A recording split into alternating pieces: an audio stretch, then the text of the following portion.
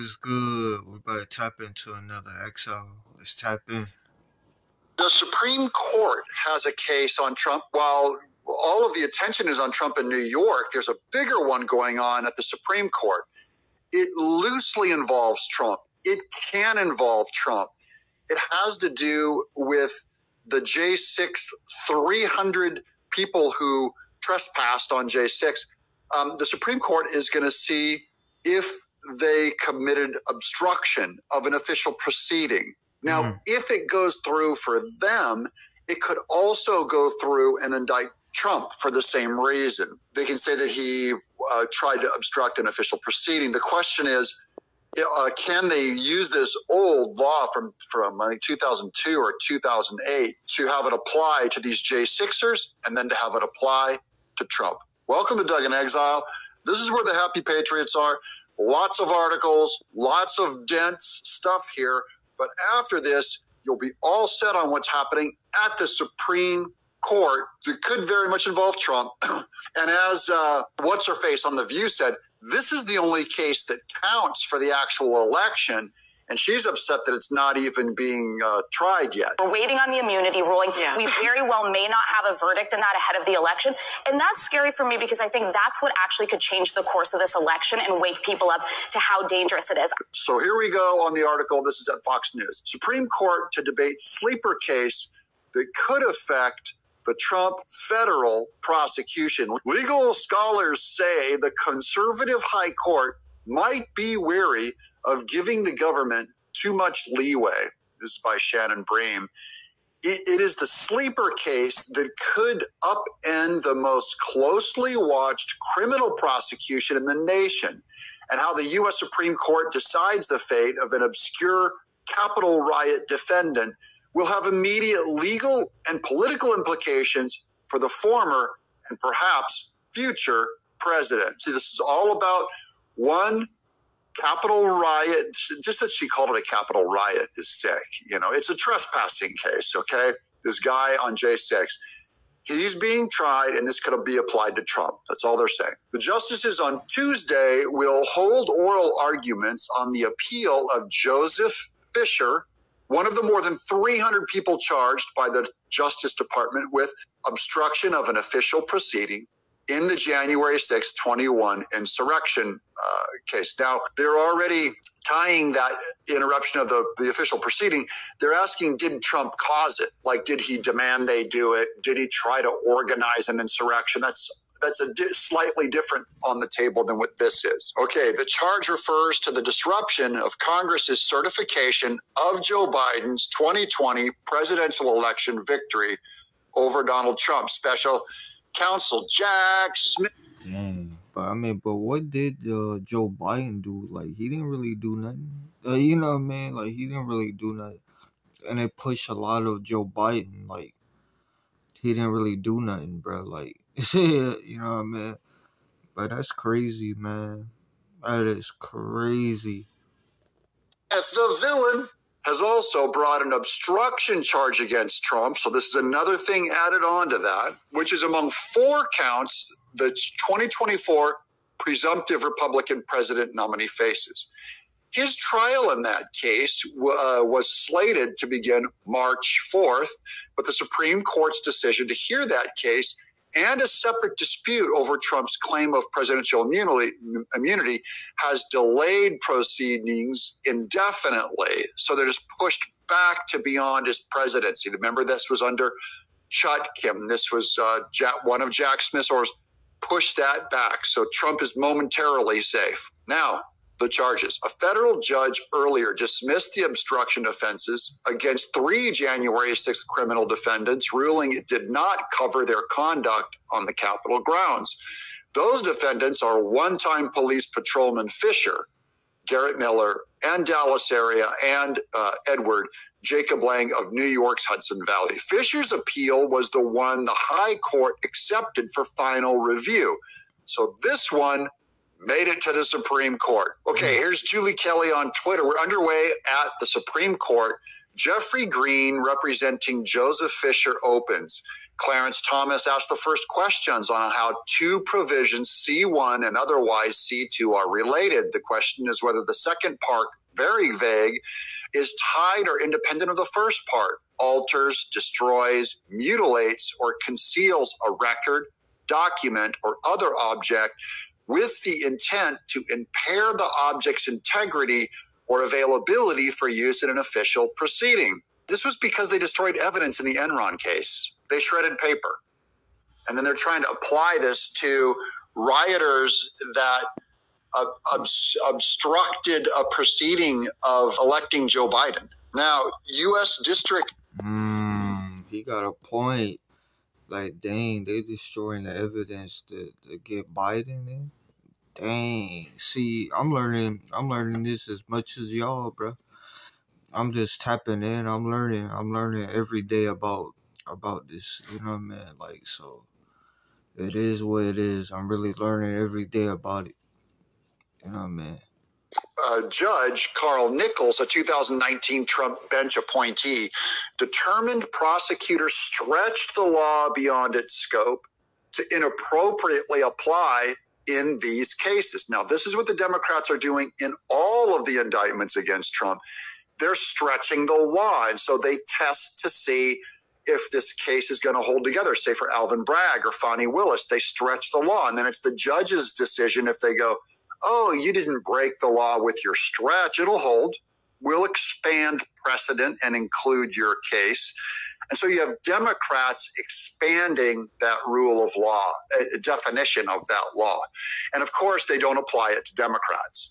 Ruling a defendant must have taken, quote, some action with respect to a document, a record, or other object to obstruct an official proceeding under the law. So that was a tighter definition. See, so the Republicans are coming in saying, no, the definition is show me the document they stole or the record or an object they took. That's what the actual law says that they're trying to try these J6ers with and Trump with. Okay, and then here's Amy Coney Barrett from our thumbnail.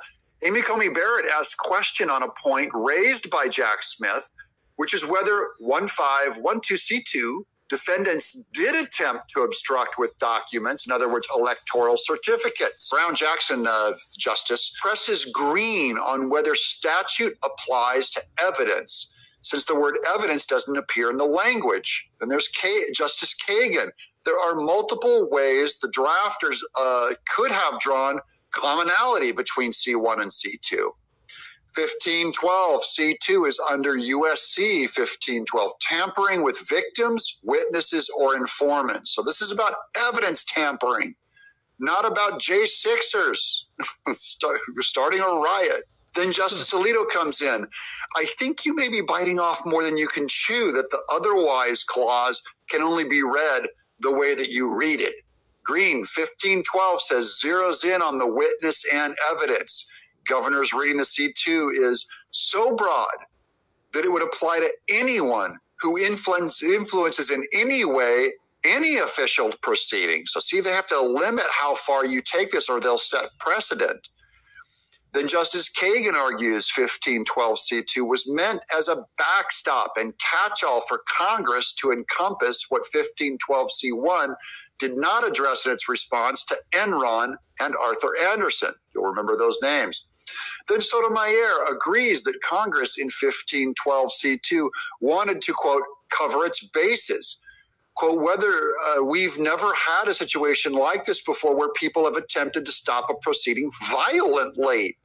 And then Julie Kelly writes, really, wondering what her colleague Brett Kavanaugh thinks. Because remember, Brett Kavanaugh had his house, he had attempted murder on him by this trans activist guy who had a gun and duct tape and a razor blade or something and was coming to his house, and they stopped him. Mm-hmm. So Julie Kelly is just cracking a joke here about stopping a proceeding violently, because that would apply to him because he was trying to stop a Supreme Court from doing his jobs, probably specifically on Roe v. Wade. Okay, so this district judge Carl Nichols, remember, an appointee of President Trump, so this is good for us. He concluded the statute in question focused on tampering with evidence and did not apply to those allegedly engaging in assaultive conduct like participating in a riot. So it doesn't cover you go and riot somewhere, doesn't mean you interrupted an official proceeding that requires you to steal a document of some kind. The Justice Department challenged that ruling, and a federal appeals court in Washington, so they went to a higher court than this Trump judge. Yeah, they had to go to a higher court because, I mean, you know what I mean, to fight this case, these charges, you know what I mean? So, I mean, that's crazy, man. We're gonna see more information about it, but let's tap in. The court in Washington agreed with the prosecutors that Nichols' interpretation of the law was too limited. So they're going, no, Republican, too narrow. Quote, the vast majority of courts interpreting the statute have adopted the natural broad reading of the provision. The 3-judge appellate panel wrote. Now, who are those 3 judges? Quote, applying the statute to all forms of obstructive conduct that are not covered specifically under the provision. Here's some back detail. Other defendants, including Trump, are separately challenging the use of the charge, but not as part of the current Supreme Court appeal. The relevant statute, 18 U.S. Code Section 1512C2. I'm only bringing this up. You go, why are you bringing this up? I go, because this is what I hear all through my legal friends that talk about this. There's a shorthand. This whole case, this one is called the 1512C2. They'll all say it, 1512C2. Now you know what they're talking about. Of the Corporate Fraud Accountability Act, a part of the Sarbanes-Oxley Act. Remember, this is back in Enron times. This is 2004, 2008 is where they came up with this. This is how that 1512C2 reads, quote, whoever corruptly obstructs, influences, or impedes any official proceeding or attempts to do so shall be fined under this title or imprisoned not more than 20 years or both. Okay, and then here's the U.S. Solicitor General Elizabeth Prelogar. January 6th was a deliberate attempt to stop the joint sessions of Congress from certifying the results of the election. So, and then down here is Clarence Thomas. There have been many violent protests that have interfered with official proceedings. Has the government applied this provision before? He knows it hasn't applied it before because it was only applied on January 6th in Trump. Congress passed the law back in 2002 after the Enron financial and accounting scandal. Executives at the Texas-based energy company were charged with fraud, and the company eventually went bankrupt. This is with Enron, the biggest ripoff scam in American history. Okay, lots of people went to jail over that one. Lots of old people lost their retirement money. Now, it's not fair just to cover the one side. We have to see what this Fisher guy did on January 6th, and this is where he gets into trouble. So I'm going to... Damn, man, that sounds like people who really be finessing out here, man. That's crazy, man. What? Sheesh. I'm just going to give you a balance here, okay? He texted messages he sent before attending the rally where President Trump spoke. Quote, take Democrat Congress to the gallows, unquote. He texted. That's illegal. So he texted that. Kind of bad, guys. Don't do that. Don't write it in my comments down there either. He said in one post, and, quote, can't vote if they can't breathe, lol, unquote. Fisher's pleaded not guilty to several charges. The legal team argues hindering or affecting an official proceeding is too ambiguous as applied to Fisher's conduct on the Capitol grounds. So he might be a lunatic. He might have screamed stuff out. He might have even been joking when he said that. Hey, people say it all the time. Hang that guy. They should hang Hakeem Jeffries. I don't think that's a legit threat.